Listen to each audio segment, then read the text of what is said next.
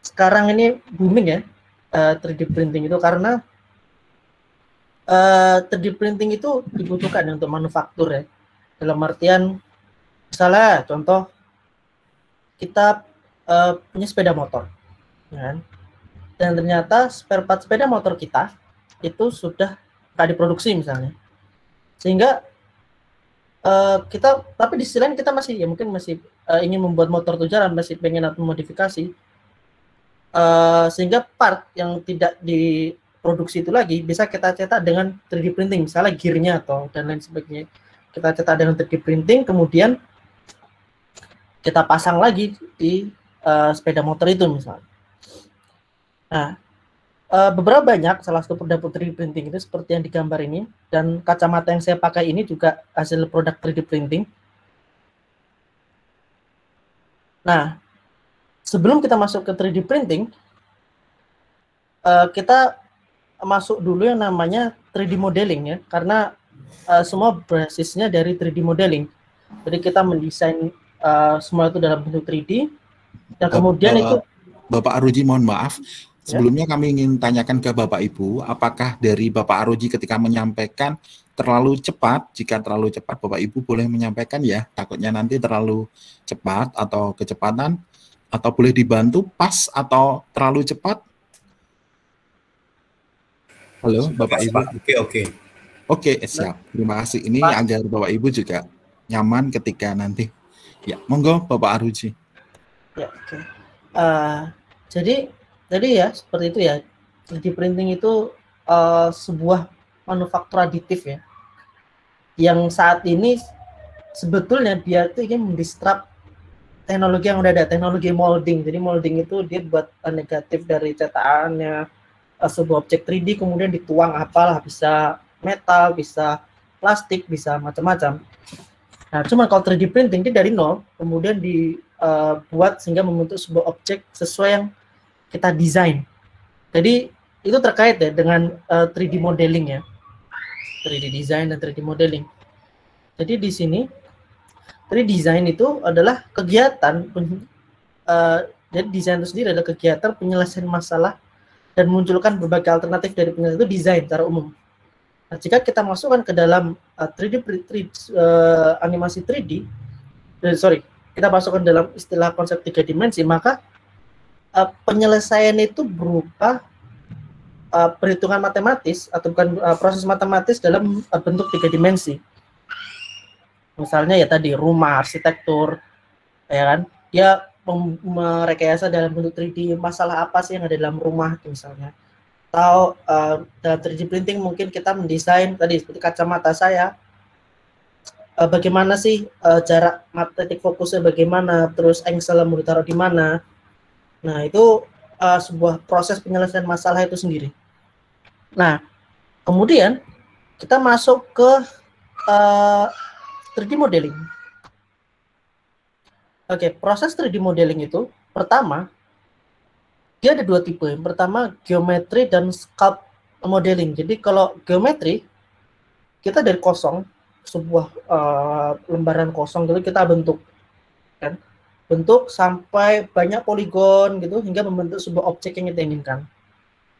Biasanya sih yang seperti itu digunakan dalam 3D modeling dalam arsitektur gitu. Atau mungkin mechanical engineering, dia biasanya berbasis engineering. Nah, masuk lagi yang kedua namanya sculpt modeling. Sculpt modeling itu dia sistemnya seperti memahat sebuah patung.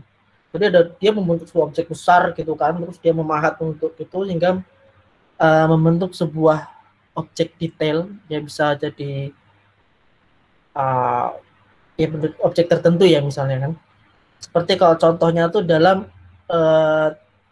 animasi film ya kan, 3D movie, film-film 3D, dan dia menggunakan ZBrush gitu. Nah, dia bentuknya tuh organis biasanya. Ciri khas sculpt modeling itu dia bentuknya organis. Misalnya ada animasi Upin Ipin gitu kan, dia bentuknya organis. Nah, maka di situ dia menggunakan metode sculpt modeling. Jadi bentuknya misalnya Groot ya, kalau misalnya di mana di Guardian of the Galaxy gitu, atau apalah misalnya SpongeBob atau Dia bentuknya organis, itu cirinya seperti itu. Nah, kemudian setelah dia melakukan sebuah modeling, jadi modeling ini masih kosong ya, dia belum punya warna gitu ya, belum ada warnanya, masih bentuknya abu-abu lah atau putih lah, tergantung dari bawaan 3D softwarenya. Nah, kita masuk ke yang kedua, texturing. Nah, texturing ini dia memberikan warna kepada si objek yang kita buat. Misalnya tadinya putih semuanya orangnya nih, atau biru atau whatever gitu ya. Kita bisa kasih warna dia merah, hitam, atau mungkin tekstur bata. Misalnya kalau dia misalnya dia mau gambar bentuk bata gitu, atau tekstur metal, atau bahkan tekstur bulu gitu ya, pure gitu. Nah, itu istilah texturing nih, dia memasukkan tekstur. Nah, umumnya ketika memasukkan tekstur itu, maka dia akan membutuhkan poligon yang banyak, karena tekstur, misalnya contoh tekstur bulu ya, kalau mau hanya tekstur warna mungkin nggak terlalu, biasanya tekstur bulu gitu, dia akan semakin banyak poligon-poligon kecil yang biasanya dia akan menyedot RAM atau menyedot GPU kita, graphic processing unit kita, VGA kita, untuk bekerja lebih keras. Karena dalam 3D modeling itu ada dua tipe ya. Pertama, dia menggunakan prosesor, satu menggunakan VGA. Nah, VGA itu biasanya digunakan untuk dalam proses pemodelan, atau dia biasanya untuk menjalankan game atau proses rendering yang basisnya VGA, ya basisnya dia seperti permodelan gitu. Nah, sedangkan prosesor itu digunakan untuk rendering. Dia rendering itu menghaluskan gambar. Nah, itu nanti dia masuk ke itu nanti ada di bagian rendering. Nah, kemudian di sini ada lighting. Nah, di sini biasanya proses lighting ini, ketika kita sudah masuk proses lighting, biasanya dia akan menuju ke rendering. Jadi dia membuat sebuah film atau sebuah gambar, ya gambar kerja atau gambar apalah, desain. Nah, kita membutuhkan cahaya itu agar objek kita itu terlihat realistis, terlihat original ya. Kadang-kadang dia dimasukkan ke environment yang kayak foto real gitu, terus dia masukkan 3D seolah-olah dia benar-benar asli itu 3D-nya. Seperti itu. Nah, itu ada proses lighting di situ. Biasanya dalam proses 3D modeling ini dia nggak kita garap semua. Biasanya nanti ada yang dia cuma modeling aja misalnya, ada yang dia texturing aja, ada yang lighting aja, ada yang bagian rendering aja gitu misalnya.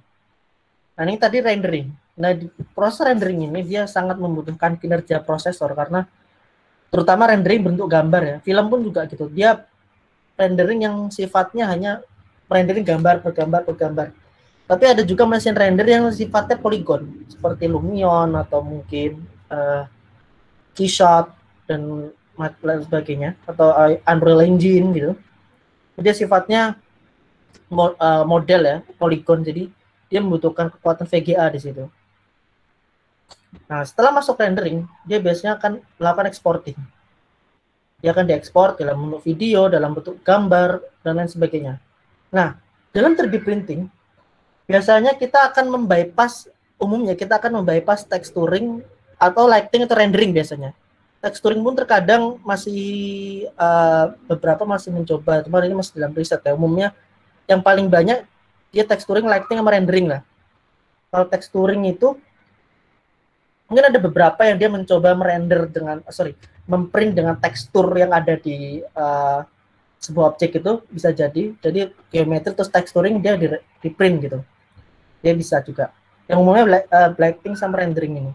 Jadi setelah kita melakukan geomodeling dan texturing, misalnya katakanlah dia pakai tekstur ya, maka dia langsung masuk ke exporting. Nah, di exporting ini dia akan mengekspor ke file yang dimana file untuk di print 3D ya, misalnya STL dan sebagainya. Nah, sekarang masuk ke 3D printing. Sekarang 3D printing sejarahnya pada tadi sudah 3D modeling, sekarang kita masuk ke 3D printing. Sejarah 3D printing pertama pada tahun 1974 itu metode Jadi 3D printing itu sudah ada sejak tahun 1974 dengan metode mencetak dengan menggunakan laser pada saat itu. Di mana lasernya itu merekatkan objek partikel-partikel menjadi sebuah objek yang solid sesuai dengan gambar yang kita buat. Itu udah tahun 1974. Yang kemudian pada saat itu kemudian berkembang menjadi metode yang dikembangkan oleh Hideo Kodama dengan menggunakan sinar UV untuk merekatkan partikel-partikel yang ada pada sehingga membentuk sebuah objek itu sendiri. Dan ini proses ini sekarang dikenal dengan proses SLA. Jadi dia menggunakan partikel, biasanya dia nilon, resin biasanya. Resin. Kalau ada lagi SLS seperti yang model tahun 1974 ini yang kita kenal SLS, sekarang itu dia menggunakan nilon, partikel nilon, powder nilon yang kemudian direkatkan dengan menggunakan laser. Kemudian 1987 model printer ini sudah mulai dikembangkan, dijual di pasaran, ya kan, model SLA dan sebagainya. Cuma pada saat itu harganya masih belum murah seperti saat ini. Saat ini untuk 3D printer sendiri harga termurah itu 3 juta. Sebenarnya Indonesia sendiri sudah bisa ya, kita membuat mesin 3D itu sudah bisa. Hanya saja pada saat itu kendalanya ketika kita membuat mesin 3D pada saat itu kita terserang dengan industri dari luar pada saat itu. Jadi ceritanya kita menjual, ada salah satu produsen 3D printer, dia menjual mesin 3D dengan harga 3,5 juta, dan kemudian pemerintah menteken impor bea cukai dari perusahaan asing yang dia memboleh menjual mesin 3D dengan harga 3 juta, sehingga yang dia membuat mesin 3D dengan harga 7,5 juta itu otomatis dia akan banting harga, dan dia dengan harga 3 juta itu maka dia nggak cukup ya dengan biaya produksinya.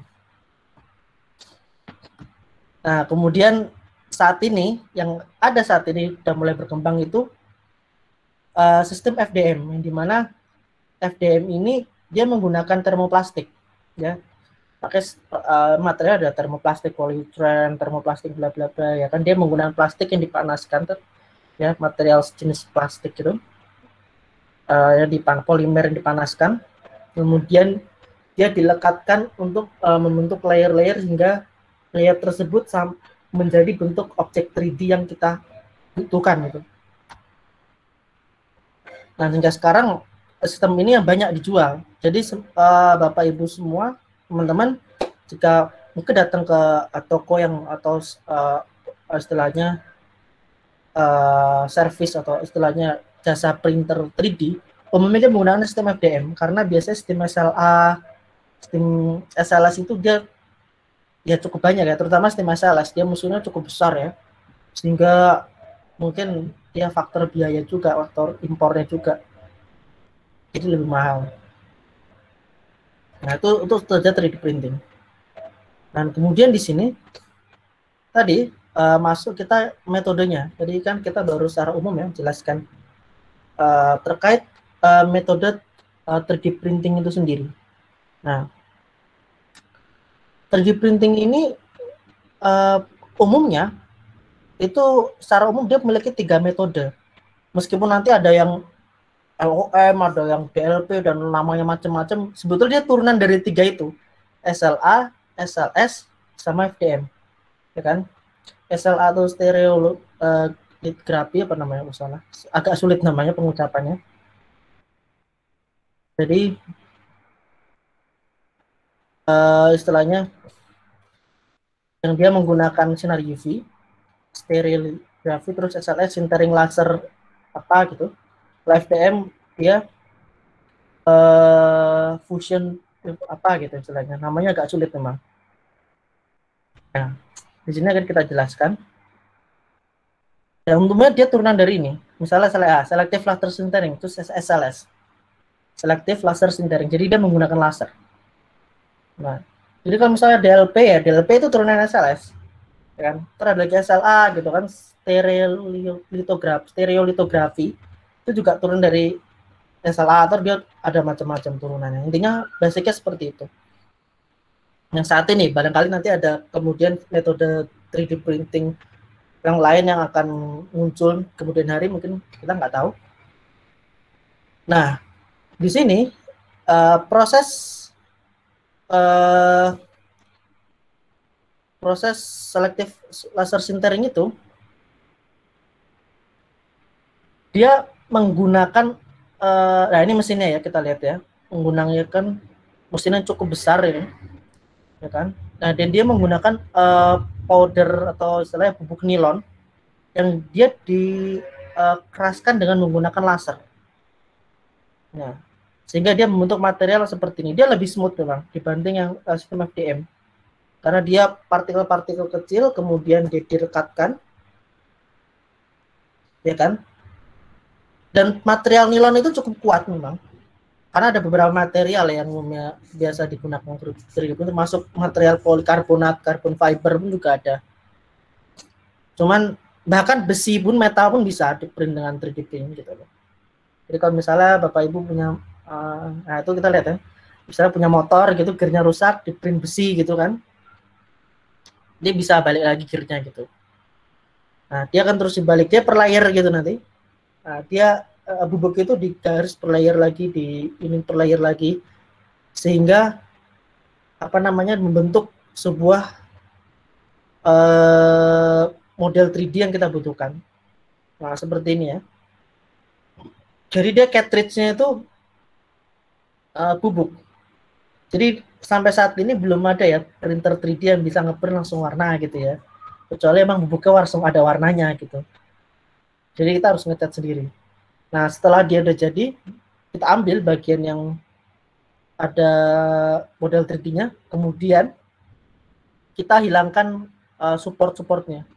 Nah, kita bersihkan hingga jadi bentuk sebuah objek yang kita butuhkan seperti ini. Nah, jadi dia dikeraskan dengan menggunakan laser. Itulah namanya selective laser sintering. Ya, jadi ini ada beberapa material-material yang biasa menggunakan sistem itu gitu loh. Seperti material parti motor dan lain sebagainya.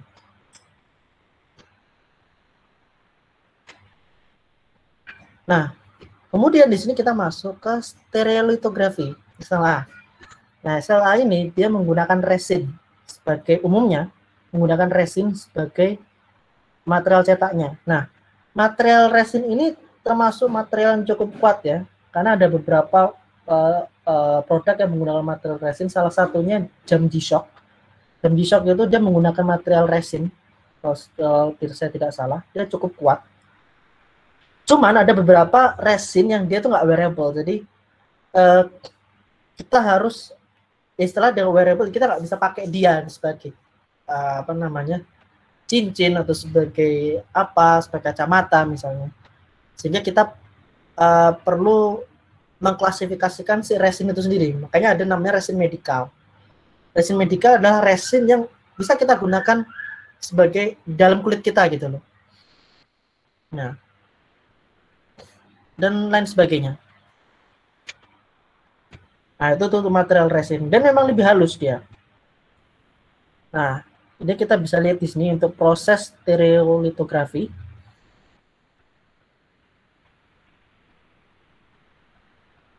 Nah, dia ngeprintnya terbalik. Meskipun sebenarnya nggak harus terbalik ya. Cuman dia menggunakan material nilon cair, bukan nilon, resin cair. Yang kemudian dengan UV itu resin cairnya dikeraskan hingga dia membentuk sebuah objek 3D yang ya sesuai dengan desain kita, yang kita katakan seperti yang kita lihat di sini. Nah, itu yang di bawah seperti kayak pohon, batang pohon itu dia support. Jadi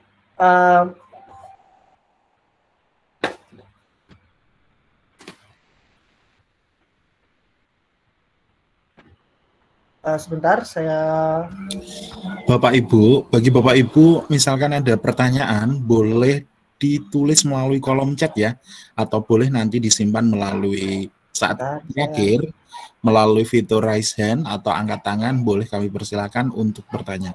Boleh juga di chat sembari kami menjelaskan ataupun memberikan pemaparan, Bapak Ibu boleh menulis melalui kolom chat. Demikian ya, monggo. Terima kasih.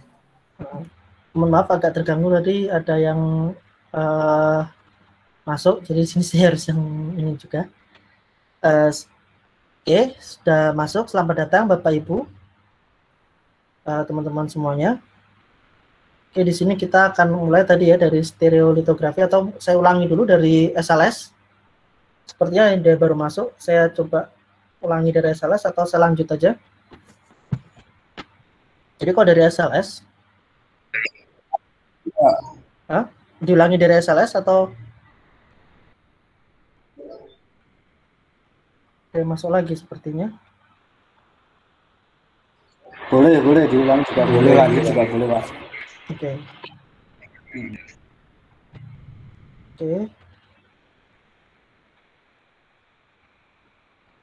Oke, di sini kita masuk dari SLS. Oke. Jadi tadi selective laser sintering, dia menggunakan bubuk nilon, yang kemudian dia dikeraskan dengan menggunakan laser. Nah, seperti ini ya model printingnya.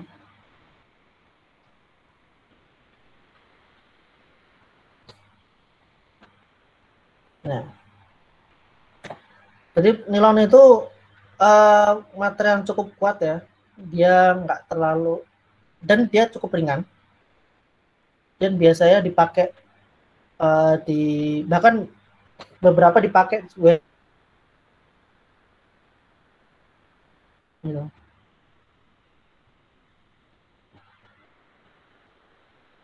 loh. Nah, seperti ini prosesnya ya. Tadi dia menggunakan laser, jadi powder-powder itu dalam satu kotak bak besar gitu, dijadiin satu, terus dia sebagai cetakan untuk cetakan 3D itu. Nah, kemudian dia menggunakan laser gitu, dia dikeraskan. Jadi kerasnya itu berlayer-layer.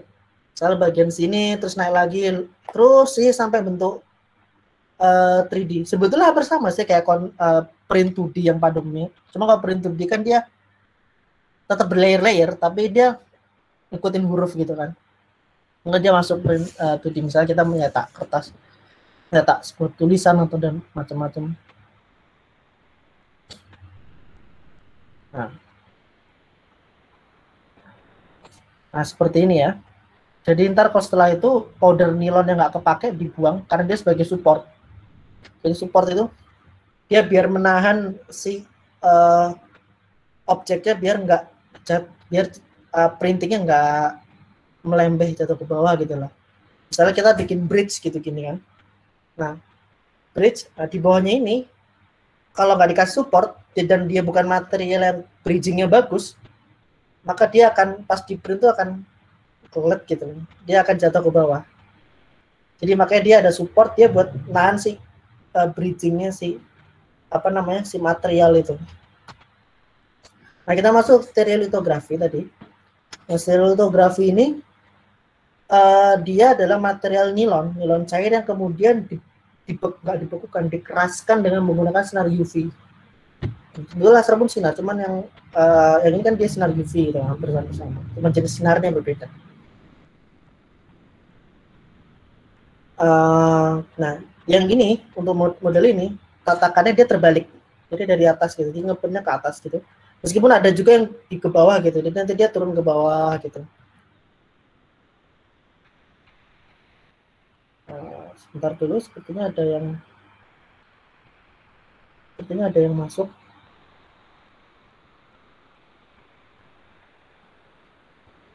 Oke.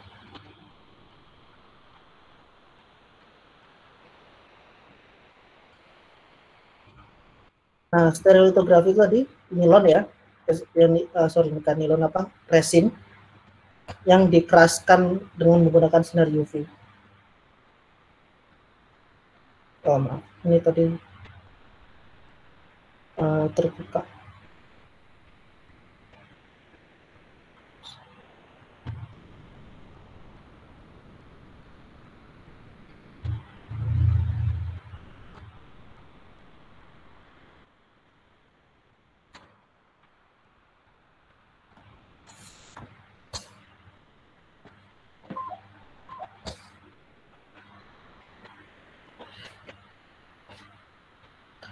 Oke.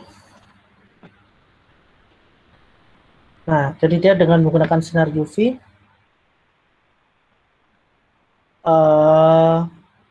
kemudian dia dikeraskan dengan mengeraskan nilon cair tadi ya. Nah, jadi resinnya cair itu dituangkan ke sini. Nah, kemudian di print. Nah, kita lihat ini ya. Ini yang seperti pohon itu dia supportnya. Karena dia bentuknya bunga gini. Dia perlu support. Jadi kalau nggak pakai support dia akan jatuh. Nah, dia kan ada muncul supportnya di sini. Jadi kelihatannya nggak seperti yang di ini kan, di gambar. Kemudian dimasukkan ke alkohol. Ya istilahnya untuk akses ininya resinnya itu. Nah, setelah itu kita potong. Jadi dia agak lebih rumit untuk ngilangin supportnya dibanding yang SLS tadi ya. Nah, jadi dia benefitnya dia cukup kuat ya resinnya itu ya. Jadi dia bisa apa namanya fleksibel juga ya kan. Kalau misalnya kita bilang dia bahaya buat tubuh, nah itu kita lihat ya. Maka ada resin yang tadi resin medikal yang khusus untuk biar kita bisa pakai. Tadi hasilnya pun smooth ya. Dan ini hasil untuk model FDM. Jadi dia FDM itu kelemahannya dia nggak sesmooth model stereolitografi dan dia lebih rentan juga. Kalau ini dia kuat karena ada apa namanya kaitan ini apa kimianya zat kimiawi yang merekatkan itu. Nah, dia seperti itu. Nah, itu untuk stereolitografi.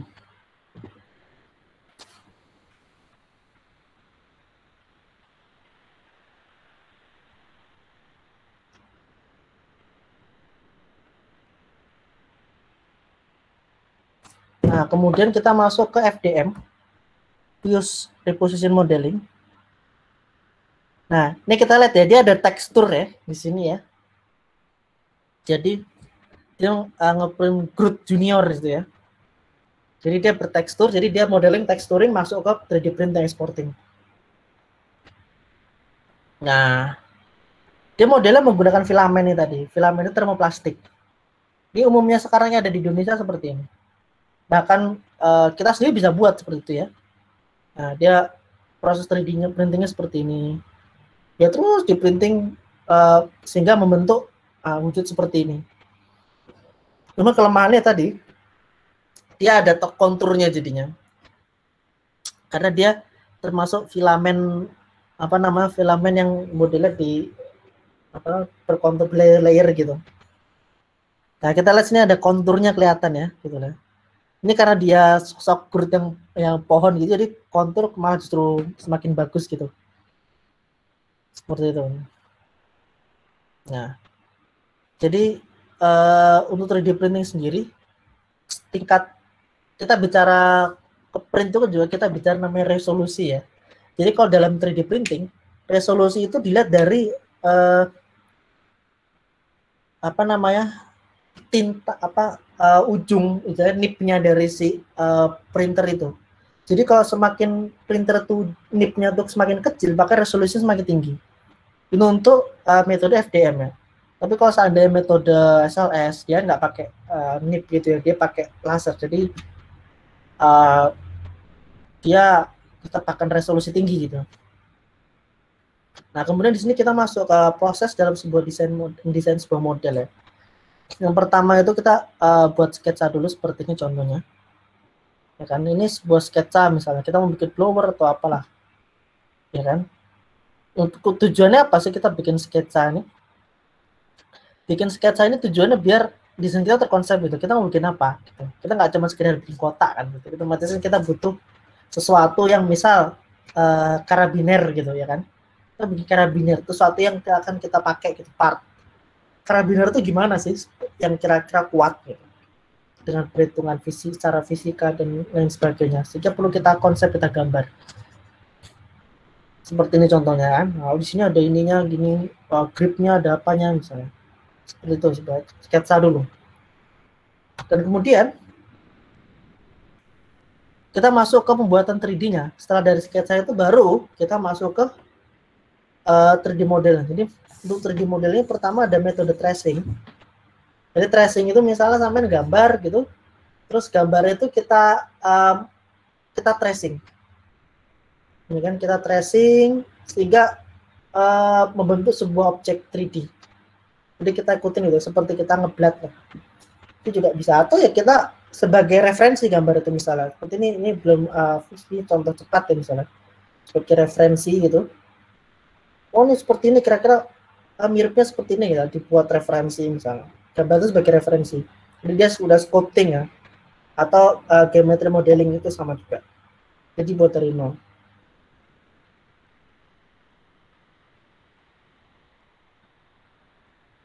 Kemudian exporting. Tadi kan setelah itu bisa juga texturing, dan juga langsung exporting. Kadang beberapa software yang khusus 3D printing dia nggak including dengan teksturnya, karena biasa texturing itu untuk software yang emang buat animasi atau buat lain sebagainya.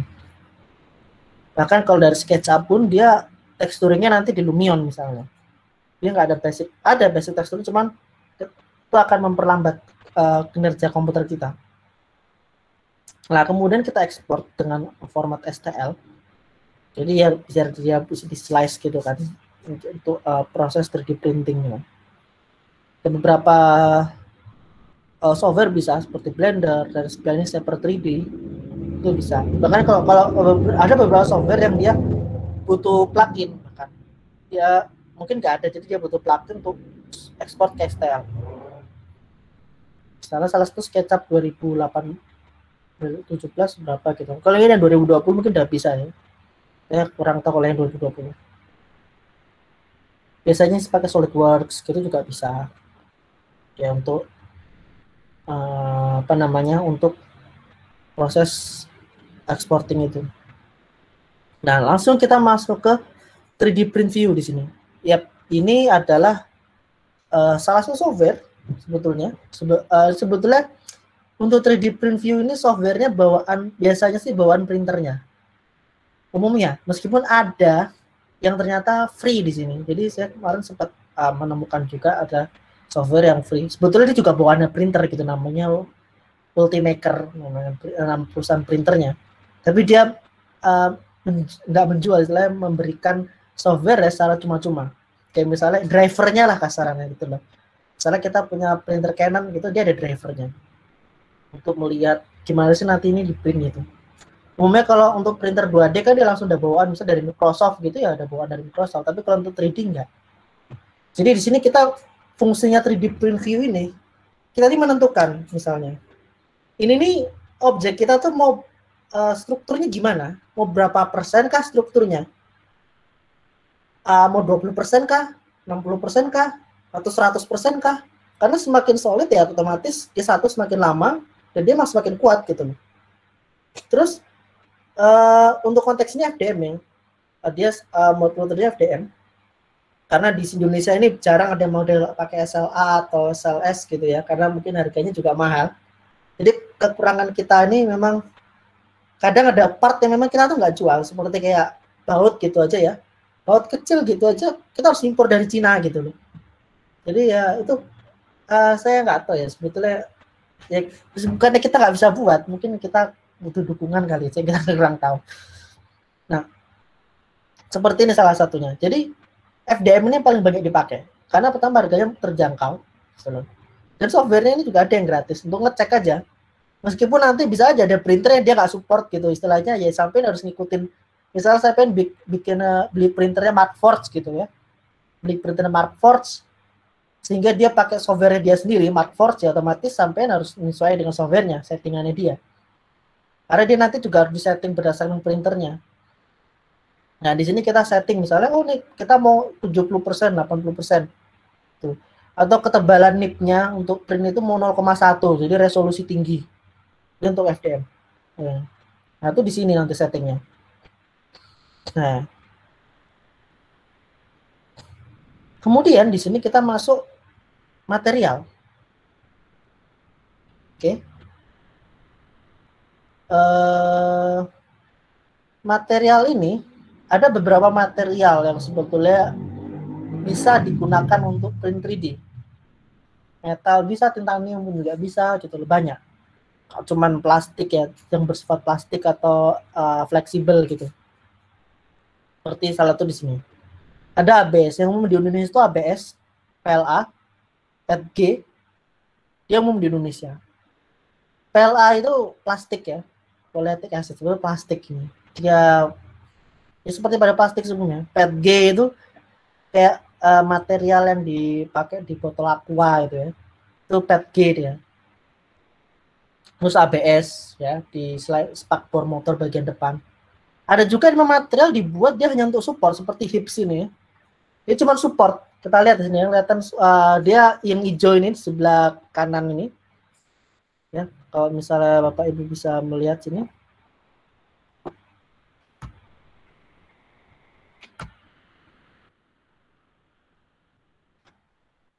Ya.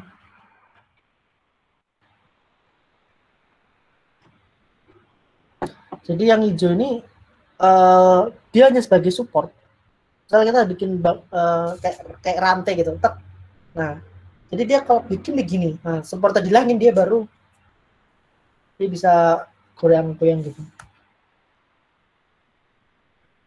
Nah, kemudian ada polikarbonat ya, termasuk kayu pun ada.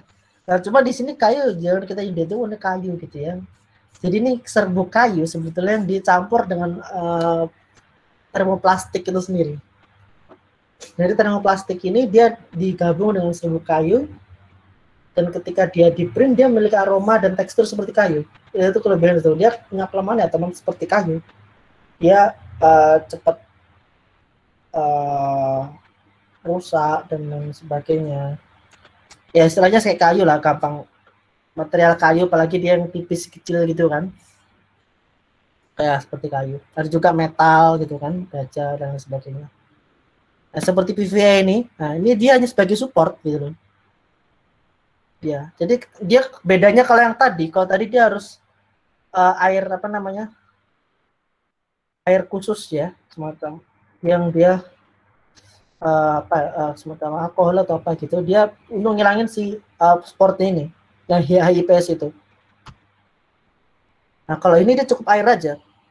PVA ini dia cukup air aja. Nah, seperti kalau kita buat per kayak gini ya, apa namanya, silinder per kayak gini, dia pakai PVA itu dia untuk ngilangin yang ya kan sebagai support ya, dia harus bridging gitu kan, dia kalau nggak disupport dia nanti melempeh jatuh ke bawah. Soalnya dia pakai PLA gitu atau pakai apa yang dia jatuh ke bawah kan juga jadinya jelek nanti hasilnya. Nah, kemudian di sini ada material yang istilahnya apa namanya banyak digunakan gitu. Ntar dulu bisa close dulu.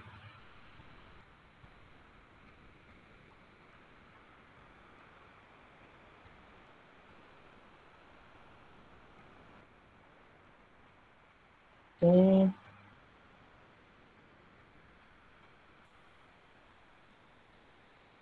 Nah, di sini ABS, jadi saya menjelaskan material yang banyak dibutuhin, ya banyak butuhin, banyak yang dipakai lah.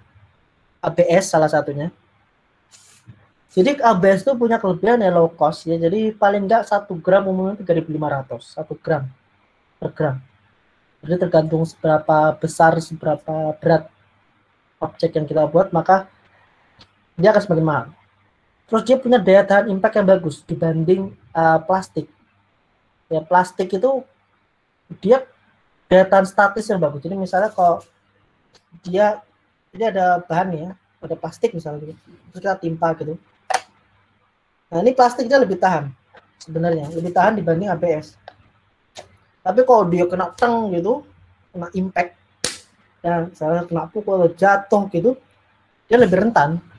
Dan dia kena panas, kan? Dan dia kalau ABS ini dia cukup tahan aus. Jadi kalau misalnya sampai bikin objek yang dinamis gitu, dia tahan ausnya lebih tinggi.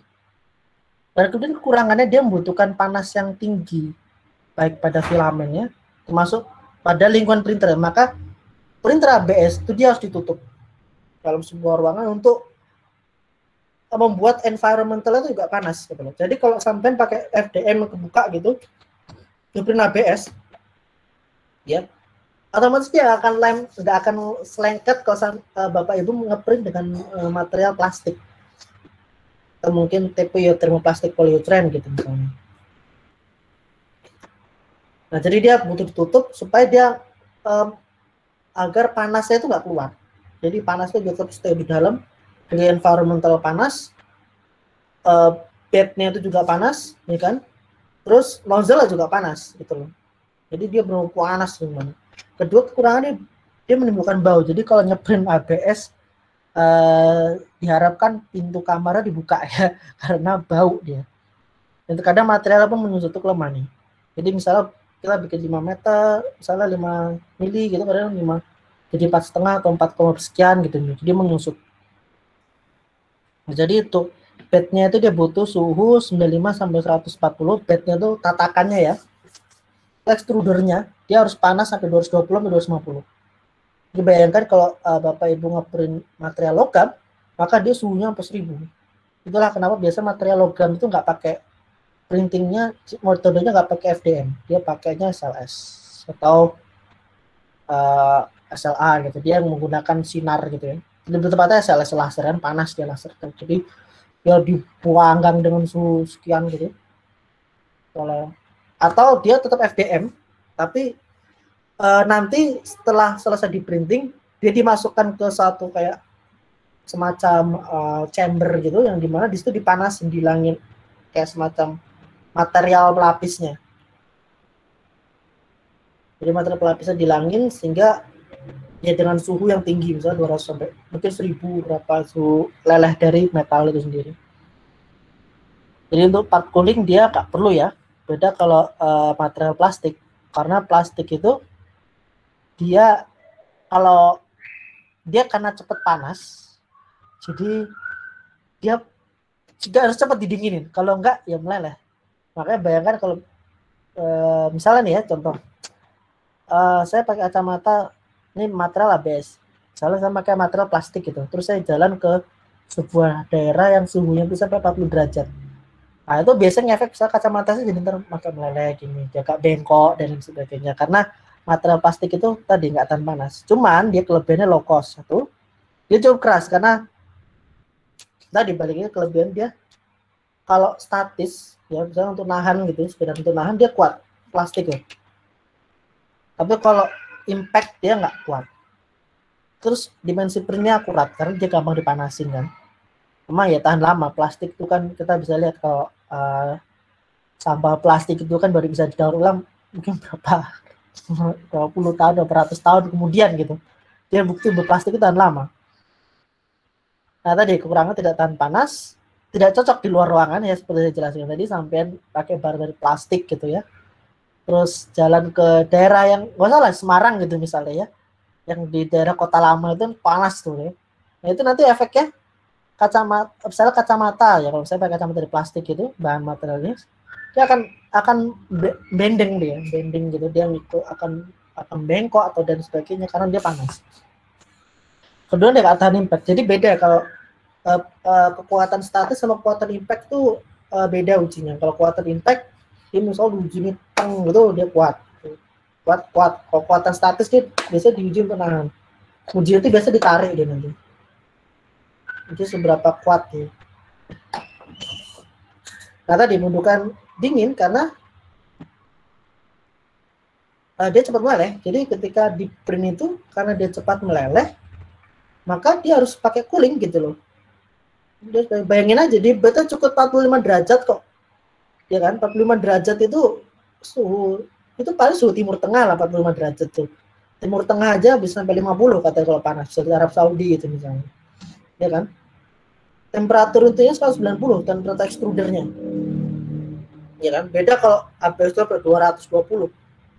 190 itu ya mungkin air panas, tapi ya panas banget gitu loh. Enggak sampai air panas ini misalnya.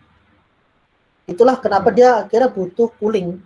Jadi setelah di ini terus dia harus didinginin segera, kalau enggak ya dia akan meleleh dan tidak membentuk objek yang kita inginkan. Oke, kemudian ada lagi yang namanya Petke. Nah, ini seperti yang saya jelaskan, Petke ini adalah juga ada beberapa jasa print yang dia menggunakan Petke sebagai salah satu material ya yang digunakan untuk print gitu. Nah, Petke ini sebenarnya sama kayak plastik, cuman beda. Jadi nggak semua plastik itu sama. Nggak semua plastik aqua, semua plastik mungkin plastik ini gitu ya. Atau mana beda, meskipun sama-sama plastik. Jadi PETG itu umumnya digunakan untuk botol aqua, botol minuman kemasan gitu ya dari plastik, itu namanya PETG. Nah, dia biasanya finishing glossy, smooth, dan dia kelebihannya tuh kalau di print tuh ya nggak ada aromanya. Kalau PLA tuh mungkin masih ada aromanya, dia nggak. Kelebihan PETG. Nah, kekurangannya di bridgingnya nggak bagus. Tadi bridging itu ya, misalnya ada material bikin gini jembatan itu bawahnya kopong gitu, dia ngeprintnya gini. Nah, ini misalnya bridging gitu, saya memakai jembatan ya. Jadi kalau di bawahnya nggak ada support, dia akan meleleh jatuh. Jadi printernya tuh gelet gitu. Jadi nggak, kalau ada bridging kan dia ada support, dia kan di atas support. Sampai dia kaku, supportnya dilepas, dibuang, dia tetap kayak gini. Tapi kalau nggak ada support, dia jadi di print tuh, kadang kan dia model jatuh gitu ya, ngeprint gitu jatuh gitu kan, leleh gitu kan. Jadi kalau misalnya nggak ada supportnya jadi seperti itu. Nah, dia sedikit lebih tahan panas dibanding plastik ya, dengan suhu 75 sampai 90 untuk bednya, kan? Untuk extrudernya 230-250, dia lebih panas dari ABS. Kan? Jadi itu nempelinnya pakai glue stick aja biasa gitu. Dia kan harus dilekatin dulu di bawah. Jadi terus coolingnya nggak perlu karena dia cepat kering, ya, beda dengan plastik tadi. Nah, kemudian di sini ada fleksibel. Fleksibel itu ada TPU, TPA dan sebagainya. TPU termoplastik polyurethane dan lain sebagainya lah. Biasanya itu material-material karet ya, semacam itu. Nah, jadi kalau material TPU gitu ya misalnya, itu biasa digunain untuk keyboard protector biasanya, atau casing HP yang mentul-mentul itu, yang karet itu, nah itu dia TPU material. Jadi singkatannya termoplastik polyurethane. Nah, kelebihannya fleksibel, soft, dia peredam getaran yang baik, ya of course karena dia fleksibel gitu ya. Terus impact resistant, ya of course karena dia fleksibel dan dia tahan lama. Terus sama kayak plastik, karena dia berbasis plastik gitu. Semuanya basisnya plastik sebenarnya. Hanya plastik yang apa gitu. Dia tahan lama. Ya. Cuma kekurangannya sulit di print. Ya, dia material yang lentur gitu ya. Dan dia sulit di print. Ya kan? Terkadang metode untuk FDM itu ada metode Bowden. Jadi Bowden itu untuk extrudernya di sini, misalnya extruder di sini, dia ada tabung, terus ada nipnya di sini. Nipnya tuh ujung pulpennya lah kasarnya. Nah, dia nggak bisa kalau TPU. Jadi extrudernya di sini. Jadi direct drive dia. Direct drive itu extruder. Jadi filamen masuk truk extruder di sini, terus baru masuk ke nip. Dia bisa. Kalau di extruder terpisah gitu, terus filamen dia akan meleleh di atas. Tadi ya kedua, terus kemudian bridgingnya kurang baik juga sama. Dan terkadang muncul gumpalan juga karena dia ininya bridging, terus kadang muncul gumpalan yang dia harus potong gitu. Efek dari TPU itu. Jadi dia melentur gitu. Jadi ada gumpalan-gumpalannya. Terkadang, jadi tergantung. Ya memang seperti itu. Jadi ntar kita ngilangin sisa-sisanya itu, guntingin gitu modelnya. Oke, untuk bednya dia lebih apa namanya, lebih sama ya kayak plastik, dia 4560 sudah meleleh ya kan. Terus temperatur dia sama kayak ABS ya kan. Tapi dia nggak perlu pakai fan karena dia cukup apa namanya, ibaratnya ya cepat kering gitu ya. Jadi ada beberapa malah kan dia udah jadi seperti yang gambar ini, terus kita kasih ke panas gitu, hair dryer, semprot hair dryer itu, dia filamennya tadinya tumpuk-tumpuk gini gitu, tumpuk gitu, itu jadi tambang reket ya. Itu kelebihannya dari si TPO itu. Ya. Jadi dia jadi lebih solid. Nah, ini jadi kemungkinan kita akan mengadakan pelatihan lagi nanti terkait 3D printing. Sampai sejauh ini apakah ada pertanyaan? Oke, saya baca dulu, mungkin ada pertanyaan tadi yang via ini ya. Dari mana?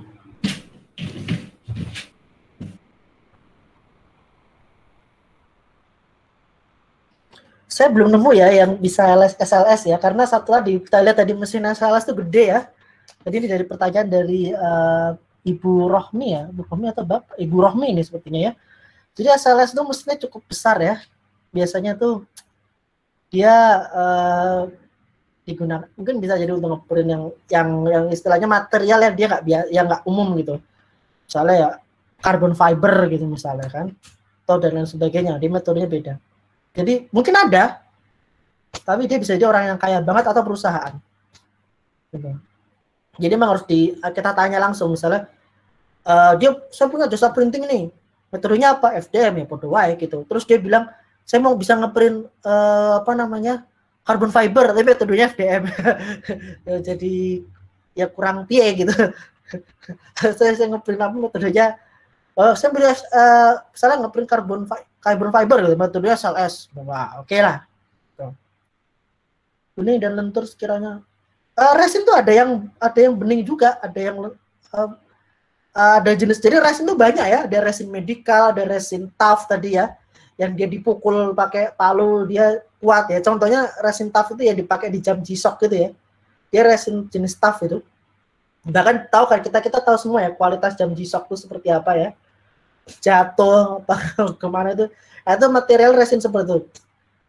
Ada juga tadi resin medikal ya, dia yang biasa wearable gitu. Jadi yang G-Shock itu udah medikal tough lagi kan. Dan juga yang transparan ada juga. Jadi apa namanya? Biasanya itu tergantung merek nanti ya. Dia tuh ada mereknya beda-beda nanti. Dan itu memang harus tadi kita punya apa namanya, printer sendiri. Ya di sini ada Pak Kesit, silakan kalau mau bertanya. Resen ya Bapak ya? Izin Mbak. Ya, izin gimana? bertanya. Untuk ini kan kemarin saya mencoba ngeprint dengan metode yang FDM dengan filamen yang bening nih kok Pak. Bening itu apa? Ada yang transparan. Ya transparan, bisa plastik juga ada transparan. Itu PLA. PLA. Oh PLA ya, plastik berarti. Nah, ya, di situ kan sebenarnya saya mau membuat material itu bening, tapi karena FDM yang tipenya per layer itu Pak malah jadi tidak bening. Itu ada trik khusus atau tidak Pak biar hasilnya itu bisa benar-benar jernih gitu Pak? Itu PLA. Jadi PLA-nya tuh dia beningnya nggak kurang ini ya, kurang apa? Iya, karena per layernya itu Pak. Iya. Jadi PLA itu ada dua ya sebetulnya, PLA plus dan PLA biasa.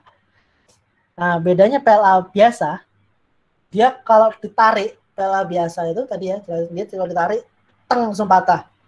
Nah terus kalau PLA plus dia ditarik itu pasti agak mulur dikit, karena dia ada apa namanya, ABS-nya apa di dalam gitu, jadi dia langsung ini patah. Biasanya kalau kayak gitu, itu nanti tergantung dari ketebalan dari si objeknya biasanya. Jadi mungkin dia transparan gitu, tapi kalau objek kita tebel, misalnya misalnya tebel gitu, jadi transparannya pun akan berkurang, jadi putih dia nanti, ada putih agak bening gitu. Mungkin itu berlaku juga untuk material ya kayak polikarbonat gitu kan, atau dan lain sebagainya.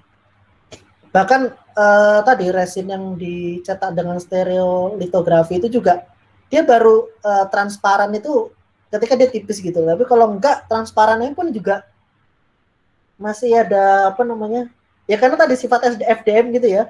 FDM itu sifatnya kan dia selalu ada konturnya. Konturnya itulah yang membuat dia mengganggu transparansinya itu tadi. Mungkin kalau dicetak pakai SLS gitu kan, kita lihat SLS itu kan hasilnya smooth ya. Bahkan stereolitografi pun juga smooth ya hasilnya. Itu transparan, benar kelihatan transparan dia. Jadi mungkin metode, emang itu kekurangan FDM sih, karena itulah kenapa FDM itu harganya paling murah sebenarnya. Ya, paling murah, paling terjangkau. Teman ya tadi, ada harga, ada rupa. Itu low cost, ibaratnya low cost 3D printing. Oke, kemudian, udah ya, tadi udah ya. Bapak ini masih sih bertanya apakah Indonesia ada tipe SLS yang menggunakan nilon. Bisa jadi ya, bisa jadi enggak gitu. Dulu saya pernah waktu itu di Jakarta apa di Bandung gitu. Dia membuka jasa saya bisa 3D printing dan material carbon fiber, Kevlar bahkan. Tahu material Kevlar itu adalah material yang biasa digunakan untuk perang gitu. Jadi kayak baju anti peluru itu. Nah, itu materialnya Kevlar. Ya kan? Gua kan saya ini juga gitu. Cuman saya waktu itu lupa dia metode printingnya pakai apa. Ya kan, kemudian saya cari lagi dia nggak, saya cari ketika saya mau print coba itu, saya cari dia nggak ketemu lagi gitu. Mungkin dia nggak, atau saya nggak tahu ya, karena saya beberapa kasus di Jogja ini ada salah satu tadi saya jelas produsen 3D printer, dia bahkan punya filamen kayu, mereka tuh punya filamen kayu. Nah terus tak bilang kok sekarang nggak dibuka lagi filamen, saya mau ngeprint filamen kayu kok nggak bisa, atau saya mau ngeprint carbon fiber nggak bisa gitu kan. Ya mas, karena pasarnya nggak ada gitu, orang di sini cuman sanggupnya ya ngeprint PLA, paling banter ABS atau resin gitu. Jadi ya saya ya paling banyakin PLA lah, ABS pun ya jarang-jarang katanya, sehingga ya dia ya berarti ya mungkin printer dia jadi jual atau dan lain sebagainya. Bahkan ada satu istilahnya jasa service printer 3D itu yang akhirnya dia menjual printernya gitu, karena mungkin pasarnya kurang ini. Oke. Baik, Bapak Ibu, monggo barangkali ada pertanyaan boleh raise hand ya, atau kita bacakan dari kolom chat. PETG itu akan bisa hasil seperti apa? Ya karena dia pakai FDM, seandainya di print pakai FDM ya hampir sama kayak PLA gitu loh. Cuma nanti ya membedakan kekuatannya dia gitu, terus dan lain sebagainya. Hampir sama, kelihatan mungkin teksturnya agak sedikit, dia lebih smooth ya teksturnya. Sama kebetulan kita kalau mau ngerasa itu kita pegang. Kayak misalnya saya ini di sini material kacamata saya ini kan ABS ya. Nah, ABS itu dia teksturnya, dia filamennya itu lebih tipis, lebih kelihatan kecil dibanding PLA. PLA itu lebih tebal, sehingga pas dipegang itu dia lebih smooth. Nah, PETG dia lebih smooth lagi. Dia seperti itu. Tapi secara umum mungkin kayak PLA gitu kan dia. Oke. Sebenarnya banyak sekali material untuk 3D printing, seperti untuk bikin barang jadi finish good, padahal 3D printing kan menghasilkan model untuk prototipe, untuk bikin cetakan casting, sebenarnya untuk bikin barang jadi, atau jadi padahal 3D printing kan untuk menghasilkan model untuk prototipe atau bahan untuk bikin cetakan casting dan sebagainya. Nah, selanjutnya untuk bikin barang jadi. Jadi karena prototyping tadi faktornya ada, bisa jadi faktor dia biaya produksi ya, atau dia mau dites untuk apa sih, misalnya dia untuk tangan robot atau untuk suatu dinamis gitu, mungkin carbon fiber bisa cukup kan, meskipun carbon fiber berapa orang bilang gimmick gitu kan, ini nggak carbon fiber banget gitu, dia cuma dalamnya carbon fiber, luarnya termoplastik misalnya. Jadi misal untuk robot gitu ya, dia robot ada part yang kita nggak ada di sini. Nah, kita cantol di sini. Karena dia dinamis, dia mungkin butuh material yang kuat. Nah, jadi dia mungkin pakai polikarbonat atau pakai apa gitu misalnya, atau metal misalnya. Atau mungkin nanti kemudian hari besok, nanti masa depan, besok kita bikin barang jadi itu 3D printing. Nggak menutup kemungkinan. Jadi kita apa namanya bikin barang, kita cetak banyak, itu kita punya 3D printing emas, 3D printing gitu banyak, ngeprint gitu. Nggak menutup kemungkinan. Ya mungkin jadinya kayak bisa jadi kayak mungkin ada akan muncul jasa cetak 3D seperti jasa cetak ini ya, cetak kayak cetak poster, cetak apa seperti saat ini gitu. Yang menutup kemungkinan. Karena dia tergantung penggunaannya. Baik lagi. Misalnya dia butuh apa namanya? Gear, bukan gear, apa namanya? Sistem gear yang dia pakai karet gitu. Sistem transmisi yang pakai karet. Sehingga dia nggak mungkin butuh pakai bahan yang keras, otomatis dia pakai bahan yang lentur. Kayak misalnya TPU tadi.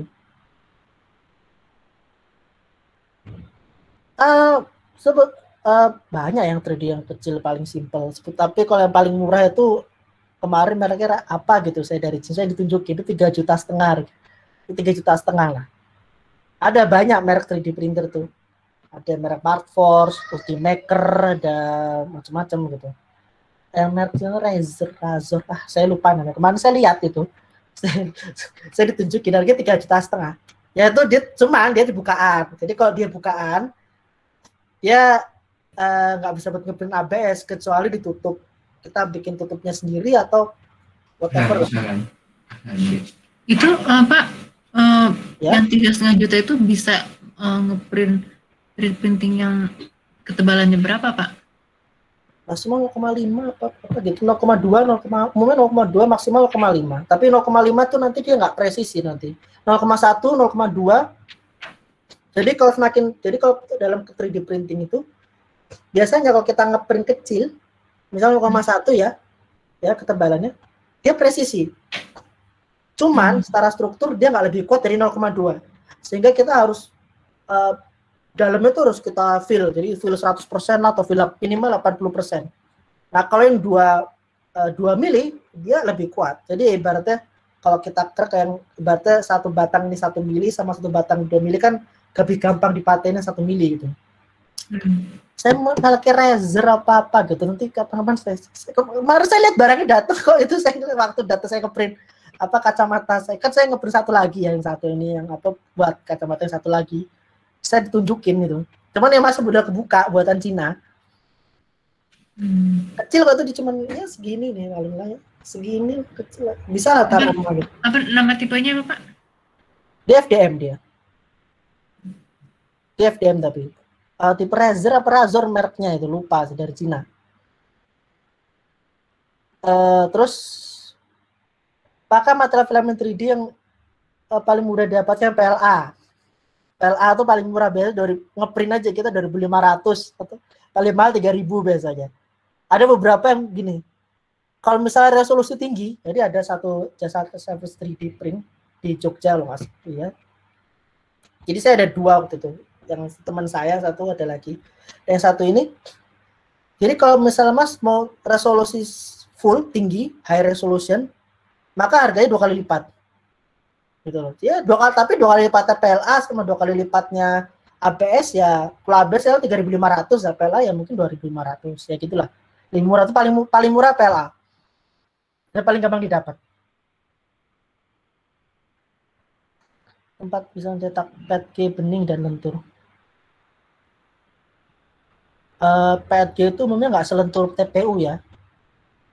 Tapi kalau di Jogja ini ada multi-rotor solution itu yang tadi dia ngasih, saya bilang multi-rotor solution itu dia bisa ngasih kayak apa namanya, oh Mas saya mau ngeprint ini resolusi tinggi ya kan, jadi ngeprintnya dia lambat terus infill buat salah 100% gitu. Nah itu ntar dia dikasih harga double sama dia kalau itu.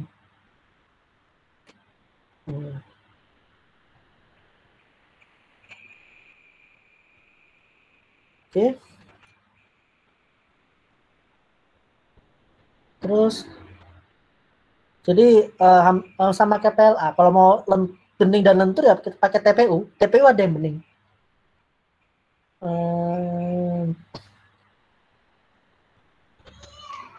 ya pakai metode yang ini. Ya terima kasih ya sama-sama. Kita saling berbagi ilmu. Untuk bahan fleksibel dan nilon saran kayak harganya sesuai, hasilnya sesuai dan ya bukan materialnya ya tapi metodenya.